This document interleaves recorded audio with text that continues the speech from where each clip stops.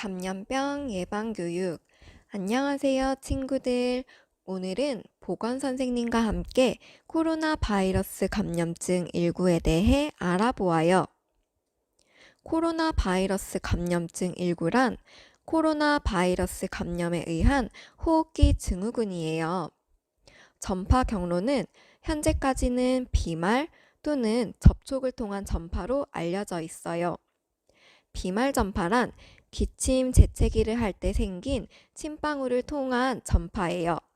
접촉 전파란 바이러스에 오염된 물건을 만진 뒤 눈, 코, 입을 만져 전파되는 것을 의미해요. 코로나19의 증상은 발열, 권태감, 기침, 호흡곤란 및 폐렴 등 경증에서 중증까지 다양한 호흡기 감염증이 나타나고 그 외 가래, 인후통, 두통, 객혈과 오심, 설사 등도 나타납니다. 이런 증상이 나타나기까지 잠복기는 1에서 14일 정도로 평균 잠복기는 4에서 7일이에요. 증상이 나타나지 않는 무증상기에도 전파가 될 수 있다고 하니 코로나19 얼마나 조심해야 하는지 잘 알 수 있겠죠?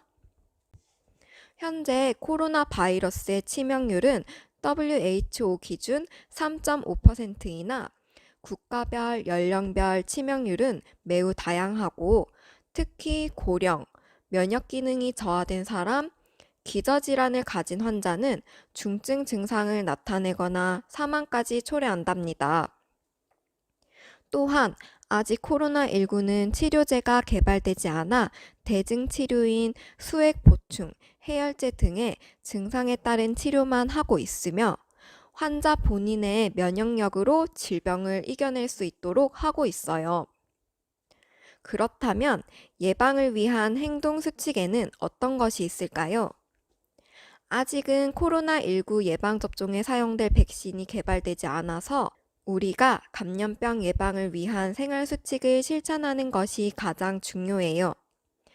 대부분의 감염병은 감염자의 기침, 침, 콧물이 주변 사람의 손, 얼굴, 공기 중에 떠돌아다니다 다른 사람의 호흡기 등으로 들어가 감염되기 때문이에요.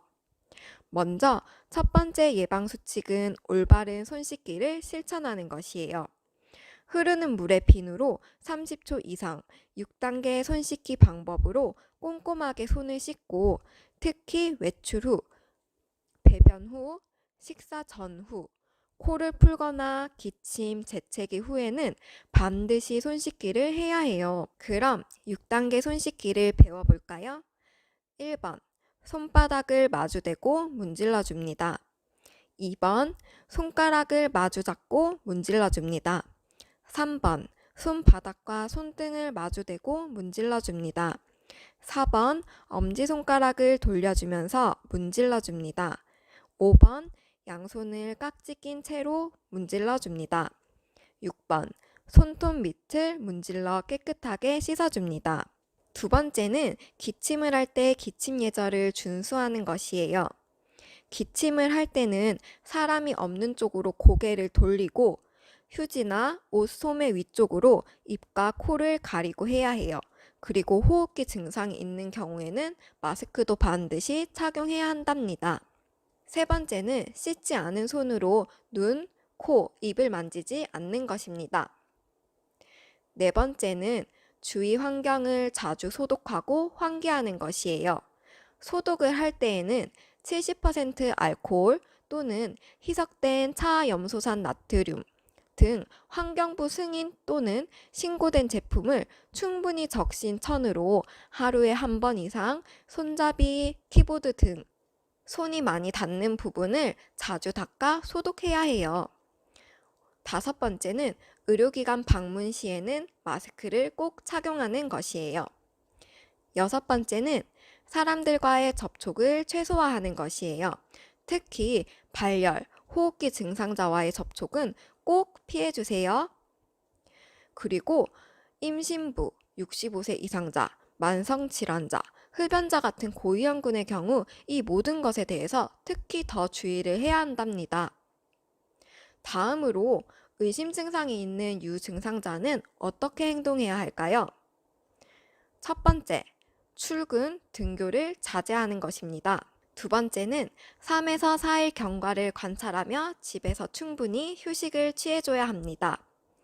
세 번째, 증상이 심해지면 콜센터 1339 또는 지역번호 플러스 120 또는 보건소 등에 문의를 하고 선별진료소를 방문해 주세요. 4번, 의료기관 방문 시 마스크 착용 및 본인의 차량을 이용해 주세요. 다섯 번째, 진료 시 해외 여행력, 호흡기 증상자와의 접촉 여부를 꼭 알려주세요. 그리고 격리자의 경우에는 의료인과 방역당국의 지시를 철저히 따라 주셔야 한답니다. 사회적 거리두기 실천하여 코로나 함께 극복해 봅시다.